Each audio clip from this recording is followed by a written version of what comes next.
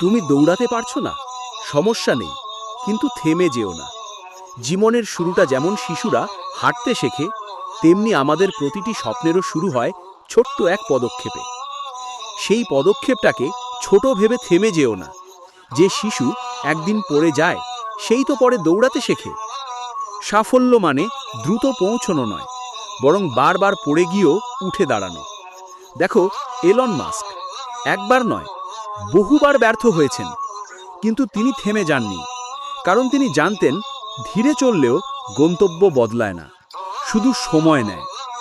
আজ তুমি যেখানে আছো, সেটাই তোমার পথের শুরু। চলো ধীরে ধীরে, কিন্তু চলা বন্ধ করো না। মনে রেখো, থামা মানে হার, ধীরে চলা মানে শেখা। তুমি যত ধীরে চলো না কেন, শুধু থেমে যেও না। কারণ প্রতিটি ছোট পদক্ষেপই তোমাকে গন্তব্যের কাছাকাছি নিয়ে যাচ্ছে। সাফল্য দেরিতে আসতে পারে, কিন্তু যারা থামে না, তারা একদিন পৌঁছায় নিশ্চিতভাবে, ইনশাআল্লাহ।